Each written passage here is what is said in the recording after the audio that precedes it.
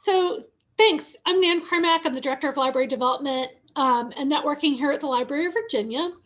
And I kind of fell into this,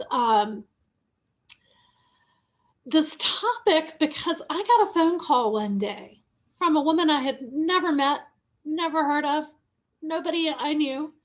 And she said, "Hi, my name is Rebecca, and my child has dyslexia, and libraries saved my life, and I think that they should all know about dyslexia and what they can do for parents." I said, "Sounds great to me."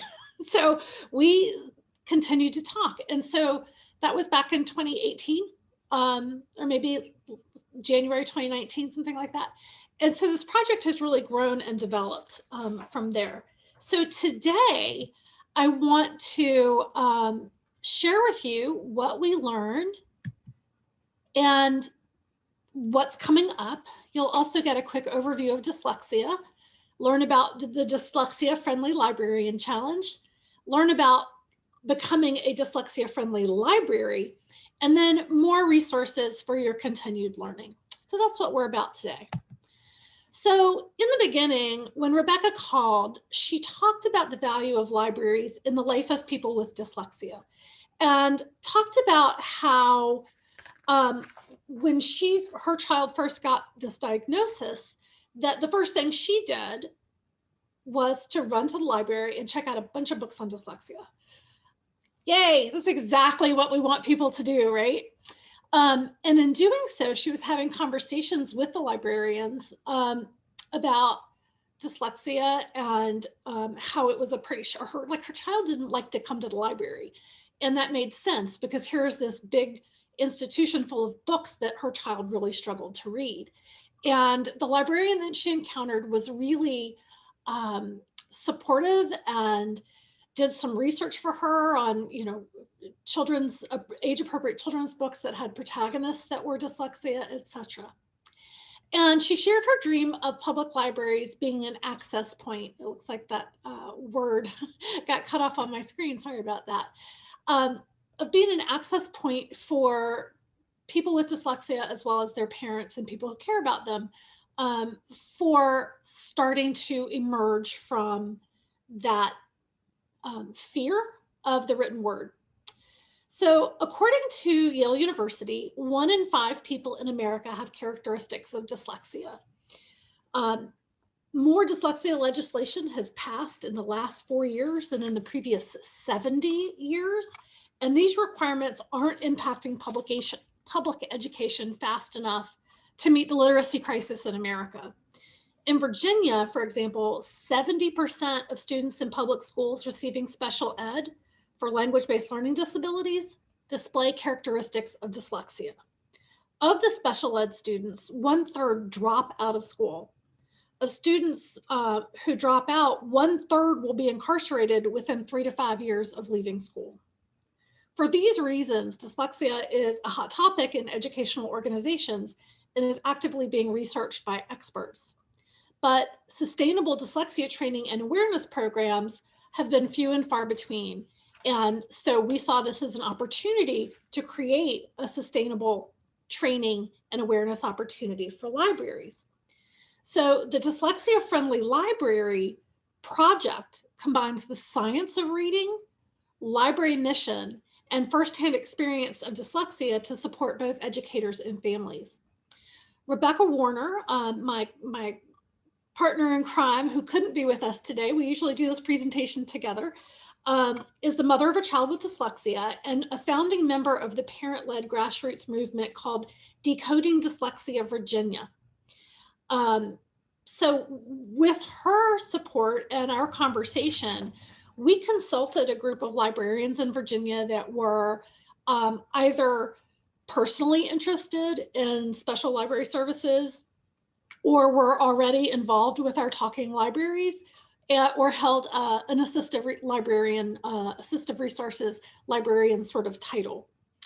So our goal is to create a group of knowledgeable and compassionate librarians who can answer general questions about dyslexia and guide patrons in their research so that they can be successful. Also, children's librarians may be the first to notice a child's difficulty during early literacy activities, such as preschool story time. So we developed the DFL program, Dyslexia Friendly Library, to train librarians in the indicators and characteristics of dyslexia and proven resources. And so that's what we're about today, is to continue to share that information. So my response, whoops, went the wrong way. I realized in all of our conversations that we really have the opportunity to make a valuable shift in the way our culture and society approach dyslexia and normalizing that. You know, if we talk about the fact of that, the data that I previously cited, with 1 in 5 people, there's almost 100 people in this room. So that would indicate 25 people in this room have traits of dyslexia. So we really want to initiate this conversation about how libraries can support this part of our community. So I realized that this was going to be a fairly powerful opportunity for us as we discuss diversity, equity, and inclusion. We've spent a lot of time surrounding race, and yesterday I went to 2 separate sessions from this conference, one on people with visual, physical, and other kinds of limited abilities, and then also one on diverse collections for LGBTQTA+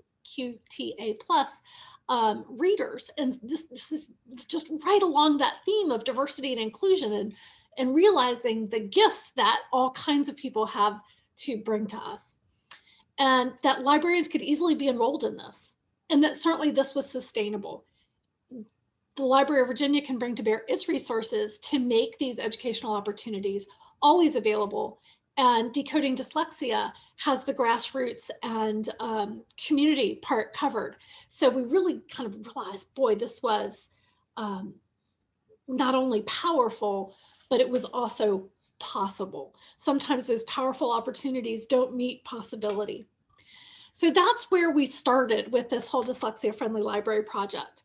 And so we're going to move right into the next content. I realize that these are text heavy screens because I don't normally do that, but I also know in the online learning, it helps you to see it as well as hear it. So I'm hoping that we'll hit a couple of different learning styles here while we are talking about the indicators and symptoms. So certainly delayed speech is a symptom of an indicator of a potential dyslexia diagnosis. Mixing up the sounds and syllables in long words, chronic ear infections, stuttering, the constant confusion of left and right. And you'll notice I just did that. I said left and right. That's been a chronic problem for me. And I was that kid that always had to look at their hands and go, oh, L, that's my left side. Late establishing a dominant hand, difficulty in learning processes like tying shoes, trouble memorizing those kinds of things, phone number, alphabet, address, etc. They can't necessarily identify words that rhyme, etc. You can read. I don't want to read the whole thing to you, but again, trying to hit different learning styles. So in learning all of this, I started seeing habits that my husband has, and learning, we'd never really talked about his like education as a child. I knew that he had a stutter when he was small that he's since overcome. I know that he was late in establishing his dominant hand, which was a left, and that he swaps numbers a lot. And I finally said, hey, were you ever diagnosed with dyslexia? He said, yeah, when I was in the Marine Corps, that's what they came up with. Well, who knew? Here we've been married for almost 15 years. I didn't know that. So it was just really interesting to me to see these kinds of symptoms that led to this. And if I had known that, I might have known that a little earlier and not struggled with him so much when he was in grad school and I was having to proofread his papers. Like, what is wrong with this guy? Well, now I know. Okay. Not that there's anything wrong with him. It was just a difficulty he had. So moving on to elementary school, There are a lot more things that you will notice because you're starting to move into a more formal academic setting. Dysgraphia is certainly one, difficulty in handwriting. The number reversals I spoke of. Extreme difficulty learning cursive, because that's not only the hand-eye coordination piece of it, but everything is connected. And if your brain is reversing those, imagine how you're trying to connect those kinds of things. I'm going to let you read the rest of the slide while I talk a little bit about Rebecca's experience as a parent. She had really started to notice her child struggling in about 3rd grade. And we all know that's when you stop learning to read and start reading to learn. And the thing that blew her away was the fact that her child could, pick up a document and read it fluently, but he didn't understand a word he said. Like if he read this to you, he would then, and you said, okay, well, tell me one of the difficulties or indicators, he wouldn't be able to tell you. He didn't comprehend what he was able to read to you. He did skip a lot of school, complaining of stomachs and headaches. He didn't like it, just really struggled with all of that. And finally came to his mom and said, I just can't take it anymore. I'm tired of pretending that I can read to understand. And that was really when they took off into their dyslexia education journey and got some testing and some education. And it was because that librarian said to her, if you go to your school and ask for a child learning study, that they are required by law to do so. So no, she didn't know that. So she promptly marched herself to the school and said, I would like to request a child learning study. And from there, they got then the support and resources they needed. So that was just really key for that librarian to have told her what words to say in her school setting. So as a high school and adult, there are, again, additional indicators and symptoms. We talked about the incarceration rate of high school dropouts and the percent of people with dyslexia who drop out. So it won't surprise you to learn that dyslexia in prisons is a very high rate, and that prison librarians often experience inmates with dyslexia, and the inmate might not know it, and the librarian might be someone who would notice. So we're hopeful that the dyslexia-friendly library will be something that becomes something with a greater impact in prisons. So again, high school and adults have similar things here as the children did, but really more subtle cues, right? Because they have had their whole lifetime to learn how to hide these things. Not only am I an L person, I have to do the B and the D. I've never been diagnosed with dyslexia, but I have some of those things where I have to really think about what some things are that are similar. And I want to point out to you this symbol up in the top left corner of your screen. This is the dyslexia symbol. It is the P and the Q and the B and the D. And you'll notice I have my earrings on, my dyslexia symbol earrings. So that's the dyslexia symbol that we are trying to, this was something Rebecca designed, and we're trying to get that to be the broad and accessible symbol for dyslexia. And we'll talk about where you might access more information about that later. So here is sort of an example of where the comorbidities for dyslexia lie. You can see that it is often a common symptom for a wide variety of things. Down here is the key for some of the acronyms that we didn't have space for on the slide. The auditory processing disorder is the thing I described with Rebecca's son, who could read a page fluently but not comprehend it. So his mind was able to say the words phonetically, but he had no idea what they meant. Okay, so, and then a visual processing disorder might be the opposite of that, where if you told someone something, they could understand that, but if they had to read it, they could not. So dysorthography and dysgraphia are those physical skills, and dyspraxia as well, the physical skills that are required to read and write. And then down here we have the more emotional and personality-driven things. Dyscalculia, I have difficulty saying that word, is the math version of it. Just like you might see letters jumbled, you can also see numbers jumbled, and they might not overlap because our language center is different from our math center in our brains. And so somebody might have dyscalculia, but they might not have dyslexia. And often people who are on the autism spectrum may have dyslexia symptoms as well.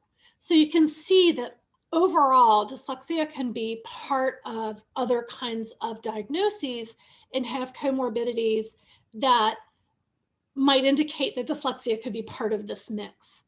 Certainly, it is different for every person. Every person with dyslexia has their very own special dyslexia in which some things work and some things don't. And I might be able to do this and this person might be able to do that. It is different for everyone.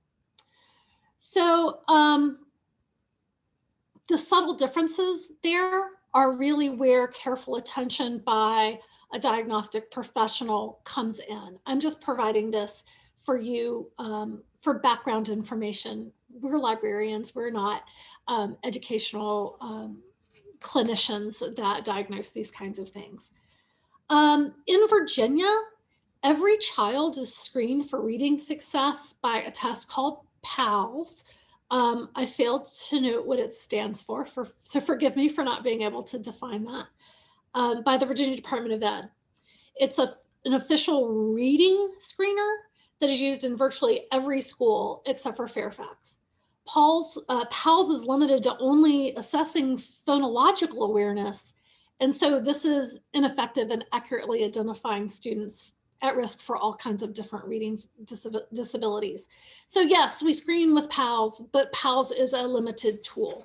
So many children are being missed by the PALS testing who still need services.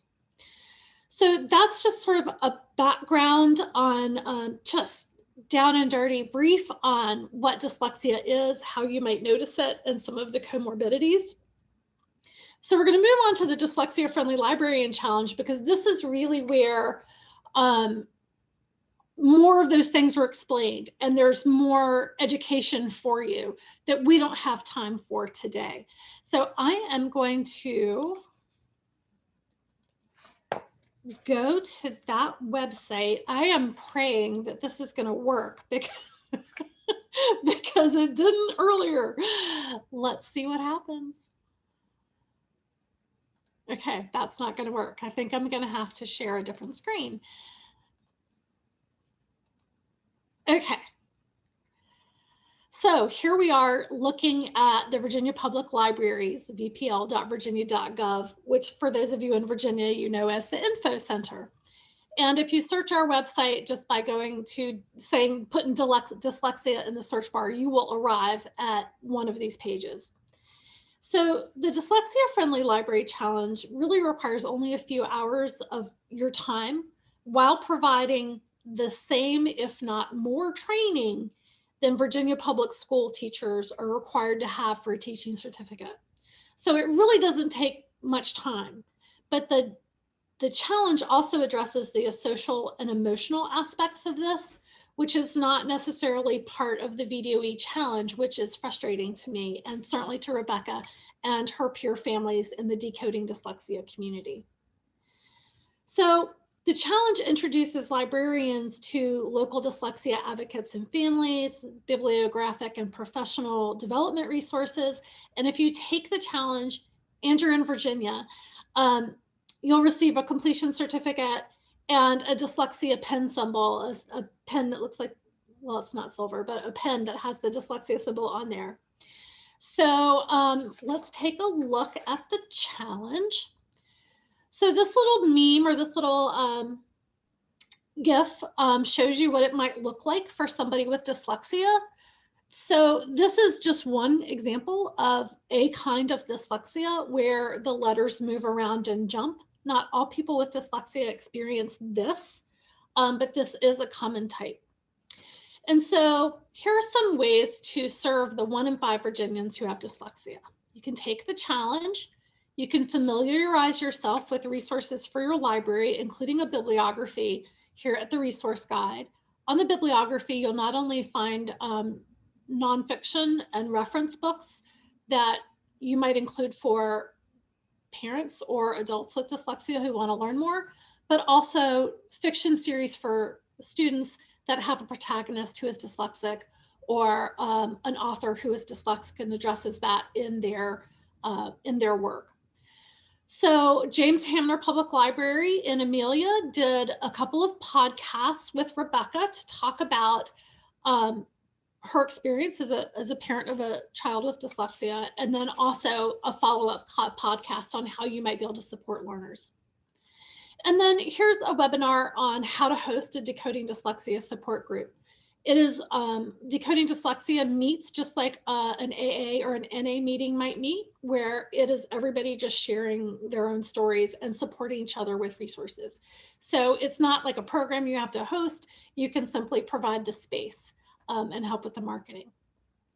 So the challenge itself was launched in October of 2019. Yes, 2019.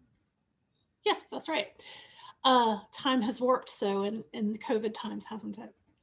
So anybody could take it. You didn't have to be a librarian. It was a dyslexia-friendly librarian or library staff certification. And these were the things that you had to do. We originally ran this for the month of October. When October was over, we just switched it to any time. We didn't want people to not be able to take it, even if they had missed that official time frame.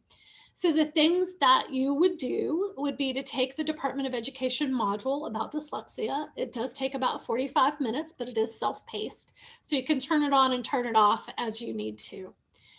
The International Dyslexia Association has fact sheets.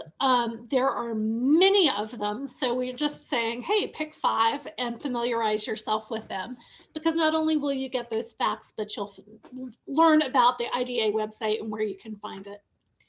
And then to visit and explore the Decoding Dyslexia Virginia website and or their Facebook page. Again, this is a grassroots organization.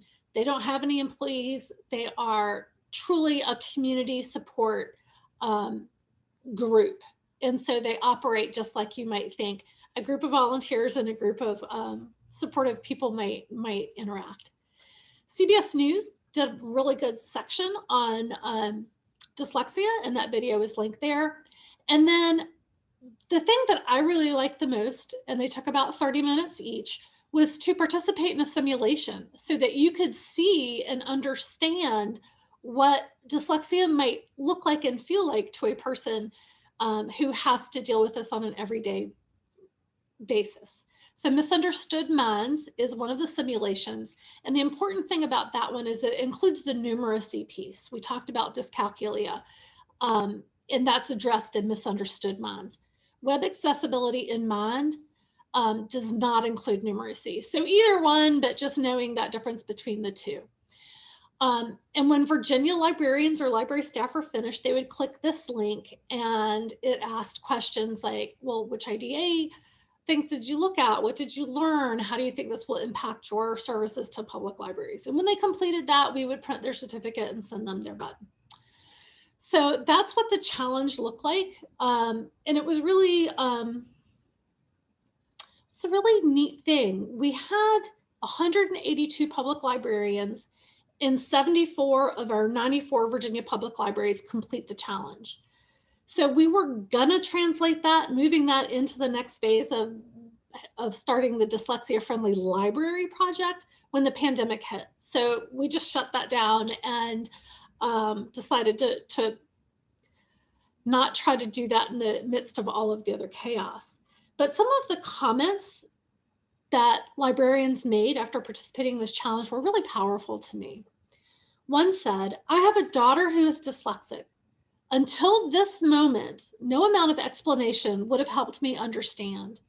I certainly had no idea the depths of her struggles. If I can help someone with this, it would be phenomenal. My goal is to be able to help in my community. Another comment.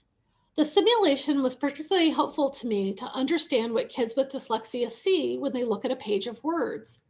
When doing reader's advisory, I will spend more time helping children pick their books by making sure they aren't having trouble reading the words on the page.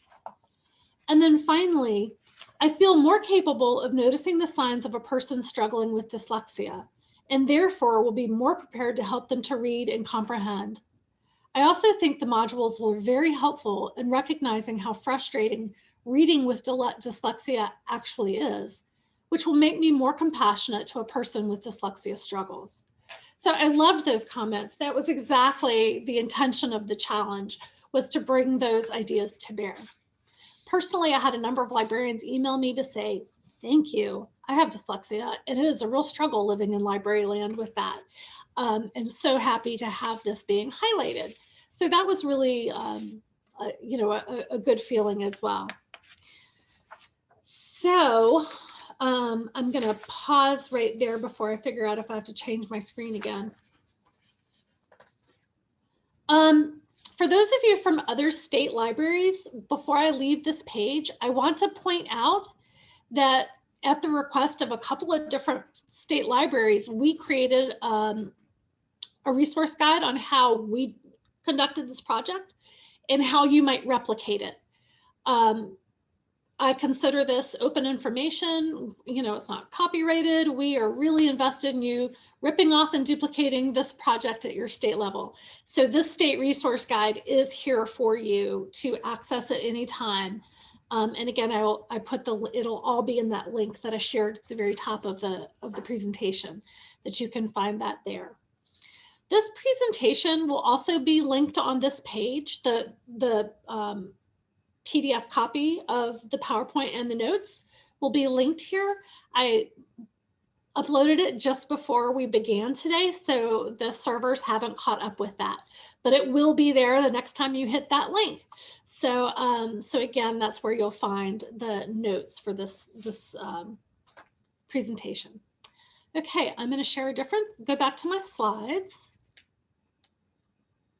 Yeah, and there we go. Okay, so let's see. We talked about that. Okay, so I talked to you about the outcomes and what we're doing next. What's next for this project? I feel like I have missed a slide. All this going back and forth. Nope, this is it. So we're getting ready to do some other presentations. Last year, Rebecca and I presented to the Virginia Association of School Libraries, Librarian, their state conference. I presented at the Virginia Adult Continuing Ed Conference. Next week, we're getting ready to present to the Virginia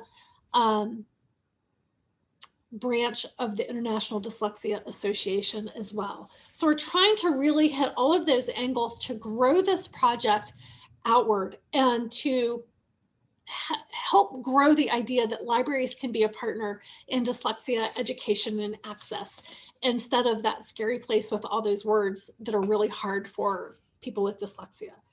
So we did also just launch a website, dyslexiafriendlylibrary.org, which currently just simply goes to that page that I pointed out to you. We haven't built that website out as a discrete thing, but as more state libraries, I hope, as more individual community libraries jump on board with this project, we will try to start making that a larger, more robust library or website itself, and not just linking to the Virginia page. But we wanted to get out there ahead of it. So that's exciting that dyslexiafriendlylibrary.org exists. So the next phase of this project is to start working on this idea of dyslexia-friendly libraries. We made this up. Okay. The committee that we had worked with back in the spring of 2019, maybe the winter of 2018, I don't remember, we made this up. There is nothing behind this except our brains. So how we're defining a dyslexia-friendly library is that 50% of the staff has completed the DFL challenge, but that needed to specifically include the children's programming staff. That the library would offer a bibliography and resources organized by the need of the branch. So if it, if you weren't having your own collection, that maybe it was direct links on public desktop computers. Maybe there was a link on their website. Maybe there were IDA fact sheets available. Maybe they had a direct connection with their public school special ed specialist. And ideally having a dyslexia content section, in their special collections, and then identifying books that were either, if it were in fiction, if it were by a dyslexic author or had dyslexia characters, that it would have the symbol sticker on there. I know that everybody's on a different side of the fence with genre stickers, but that was an idea that we had.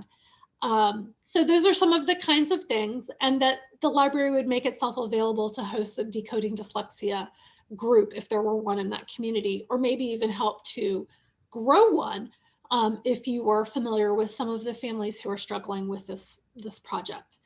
I put up the picture of the Bluefield Library in Tazewell, Virginia, because one of their staff members is a person who reached out to help and support this project as a librarian with dyslexia. So I know when we're ready, that Tazewell is going to be ready to jump on the dyslexia-friendly library bandwagon. So that's one of the next phases of this project coming up, and why I'm presenting this here to you today, to generate interest in that. And then what's next past that? We have applied for a Library of Congress Literacy Award. And it's an award, not a grant, so that they can just give us the money and not have to fool with it. I like that. But if we get the award, it would enable us to fund statewide training in a formalized way for both librarians and community members. It would help us develop public library collections and pay for those stickers. We certainly know that everybody's budget is stretched, so we would be putting the cash award towards that training and developing the collections. And again, as I've already mentioned, the DFL phase of the project, we're hoping for replication nationally with that state library guide to the dyslexia-friendly library that I mentioned previously. And then getting the Virginia branch of the International Dyslexia Association members involved. Wondering what they, I apologize, this slide was taken directly from that presentation to them, and I should have deleted that bullet point, but I am curious if you have any other ideas about what we should be doing next to create this level of support for the folks in our communities. We've also been working with the Coalition for Adult Basic Education. You can certainly imagine the, again, going back to the data, the number of adults who got to adulthood without learning to read. Why is that? There's a number of reasons it could be. Certainly dyslexia is one of them. So working with the adult basic ed community has been something we've really been pushing as well. So, Nan, would you like to answer a few questions? We have a few in the chat that have come up. Yeah, because I'm just trying to make sure that I said everything I wanted to say. So I'll answer some questions while I make sure I check my notes. Sure. Yeah. So one person asked, where can we find spine label stickers? They said, I've looked at Dimco and they don't have anything. No, they don't. Nobody does. We are, so the symbol is a registered trademark that Rebecca Warner is also a jewelry designer. And so she designed that thing and she did trademark it. So, but she is making that available for free to anybody. So honestly, if you want to make your own stickers, until and if we get the Library of Congress award, we would be the ones distributing them. But if you are interested in making your own, I can send you the high resolution file that you can then make for yourself. Rebecca simply asked that you do put the trademark sign, the little TM on there, and to let her know that you're using it so that she can kind of keep track of who's working on this project and how the symbol is being used. So yes, so you would have to make them yourself, right? So we do feel like we're doing some groundbreaking work on having dyslexia elevated to a new awareness. So yeah, you can't find them anywhere. Another person asked, so since all demigods in the Rick Riordan genre are dyslexic, would they all get the sticker even though not all books mention this fact? So that would be up to you. We're trying to be not necessarily prescriptive in how you do them. My answer to that would be yes, but I'm also not going to say to you, you have to put a sticker on every book, because we really want you guys to make this project work for your community. And if your library has a policy of not doing stickers, you know, I don't want that to count against you just because of that policy. So that's really up to you. But he's on our list. He's on our bibliography list. Oh, yeah. And Henry Winkler's books as well. Someone asked, any recommended reading list for adult learners working on their GED who also struggle with dyslexia? Yes, so that whole bibliography guide has information on there. I am not sure that there's actually a body of work out there specifically for an adult with dyslexia working on their GED. Most of the literature is geared towards educators or caregivers, simply because the reading level required is going to be really hard for someone with dyslexia who is working on their basic education. Does that make sense? Yeah. So I don't think we have something that fits that exact need. It would be more interesting to probably get that resource guide into the hands of whoever is instructing that individual. For now, that is all for questions. Okay, good. We do have a very active chat though, where people are sharing a lot of great resources. So for everybody who is, you know, listening but not looking, there is a great conversation happening in chat. Fantastic. And when we get to the end, I want to copy all of that because I'm still learning too. I don't have dyslexia. I only recently found out that my husband does. I am learning tons. And so I don't pretend to have all of the answers or the resources. So I'm so excited to learn from you as well. So I just wanted to conclude with a couple little things about how you might help teachers and parents as you encounter them. So pay attention. When you see a child, and not necessarily a little kid, a teenager, whomever you have come in contact with, you might mention it to their teacher. And again, this was we present in the context of school libraries as well. So if you're a public librarian, this might not be as relevant to you, but you might mention it to the parent, right? So if you're teaching preschool story time and you notice the child who normally at their age would be able to turn the pages in a way that normally a book is turned, if they can't do that, that might be something to notice and point out. If a child is not able to sequence, that might be a thing you could point out, right? If they can't sing the alphabet song with you, that might be something to point out. So just noticing a child who's not at age and stage for their behaviors. Referring parents to the resources that we've already presented in this presentation. Recommending titles, videos, etc., that feature dyslexia so children can see themselves, right? We keep talking about normalizing things. And that idea of hashtag own voices, the same is true for dyslexia. It is a hidden disability. So people make assumptions about kids who can't read that they're just lazy or stupid when really, in fact, that there may be some other issue. And those kids need to see themselves so that they don't take their inability as their fault, right?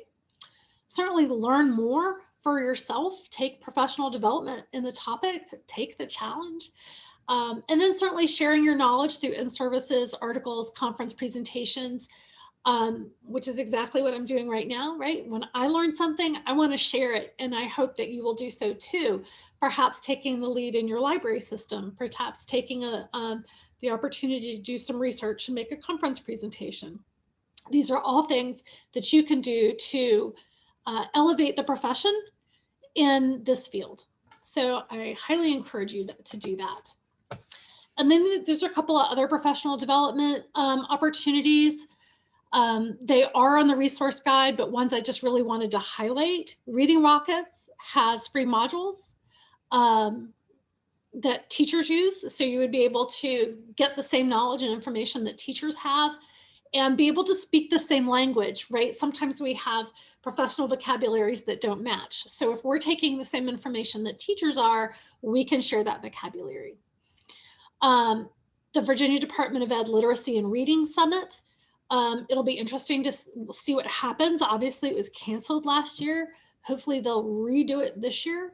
And it may be that some of you could attend that. AIM VA, lots of professional development resources for teachers on how to make curriculum more easily accessible, the use of PDFs, all of that good stuff. So these are some self-directed professional development opportunities that you could take yourself.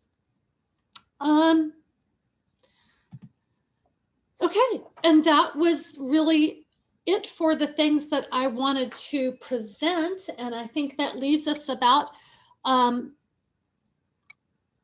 minutes for, I can't really tell what time it is, well, 5 minutes for any more questions or discussion. We have quite a few questions. So one is, what kind of research have you run into that overlaps the concerns with higher education libraries, if any? Well, that is a great question that I don't have an answer to. I have not run across that research. I teach adjunct at ODU.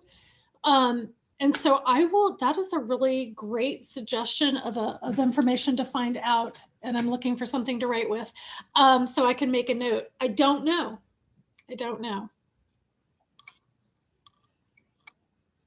Okay, Kathy asked, is dyslexia more common in boys? So yes, but the data says yes. Anecdotally, there's some suspicion that girls have it in equal measure. It just goes undiagnosed because girls' behavioral responses to it are different. Boys will tend to act out. Girls will tend to withdraw. So it may be that they go undiagnosed, whereas a boy's acting out's going to draw more attention and maybe have more attention paid to it. So the jury's out in my head about whether that is so, but current data says yes, more boys than girls. Okay. So another person said, I love all of this and I know my library system is supportive of this work, but do you have any advice for those who want to get started, but maybe at systems that would view becoming blatantly dyslexic friendly a strange thing to do? Yeah, we kind of went round and round about this, creating a dyslexia friendly library, because I'm sure you know that there's also a move afoot. I've forgotten, there's some celebrity who is a proponent of this, like Alzheimer friendly location or Alzheimer's friendly retail, so that they're trying to do the same thing to be friendly to that community. So do we then have that for every kind of ability or lack of ability or condition? I don't like to use that word. Or way of living or way of being. It's a slippery slope. So it might seem like a strange thing to do. And it may be that your system chooses not to do it in a formal way. Maybe you say, okay, this is going to be part of our professional development plan for the year, that we want to get all of these people to at least be aware of and educated in the basics of dyslexia. And maybe we want to add to our collections regarding this, and that your dyslexia friendly library status is really one that you just personally own and not necessarily do this in a formal way. I don't have a dog in that fight. I just really want people to own this information, because we have 1 in 5 of our citizens that we could be supporting in a way that we aren't currently. So that was kind of a non-answer, and me once again saying, hey, do what works for your library. So another person asked, have the numbers of dyslexia cases in the past 5 years increased, or are they just more noticed? I am absolutely certain that the numbers are increasing because of being more noticed. People like to say silly things like, well, dyslexia didn't used to exist. Autism didn't used to exist. Well, yeah, it did. There was just no diagnostic tool or name for it. So yeah, I think awareness is a huge driver of numbers. And so, yeah, a good observation. Yeah.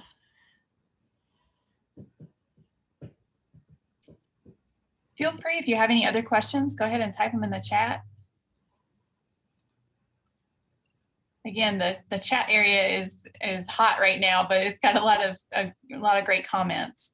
Yeah, I'm gonna see if I can't screen capture all of this. Trying to parcel through all of them.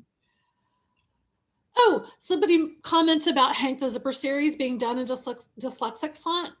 I want to say something about dyslexic font.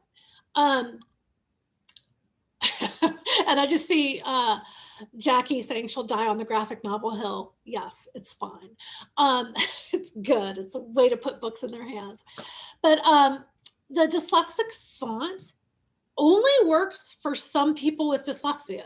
So you can't just say, well, what? Here are books in dyslexia font, or hey, in Overdrive, you can change the font to dyslexia font, which you can, which is very cool. That's only for like one type of dyslexia. So it may not work for everybody. So it's not a panacea. It's not a be all end all for people with dyslexia. Let's see what else I see. Oh, so many friends here. Hello, everyone. Looking through the chat. I've tried to link everything that has been asked about, so. Yeah, I was just looking for some of those links. Yeah, so Bev Schwartzberg comments that some states have not allowed the use of word dyslexia in IEP. Do you know why? Because then they have to be able to offer you resources about it. So that's kind of a legal gambit they're playing. And that was actually true in Virginia for a while. That has changed, but the resources still just aren't meeting demand.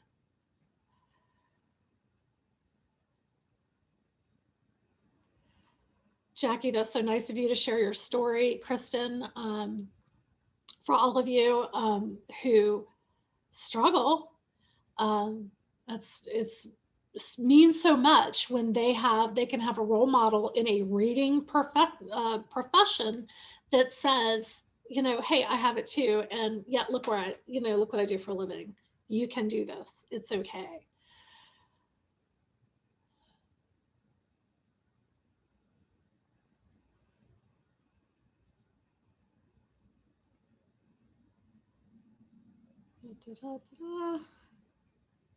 Oh, Meg, I can't imagine being having to learn another language and being dyslexia.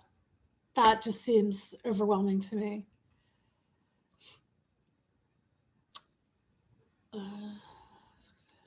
Feel free to type any other questions that you might have in the chat for us. Oh, and thank you, Dana, for defining PALS, Peer Assisted Learning System. Thank you.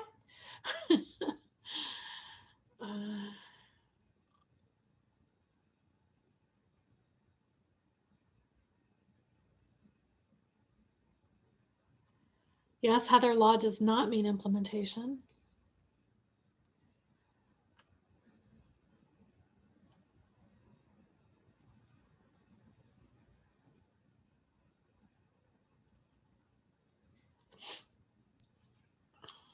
All right. Well, it looks like we're not getting, oh wait, yes, someone does have a question.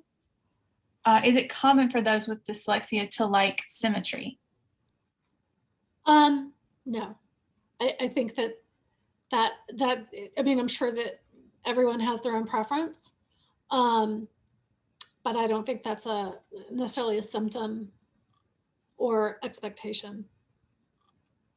I don't have dyslexia and I like symmetry. So, but I really don't know, Brianna, if there is any data to support that. I have not seen that anywhere, but that means nothing, you know.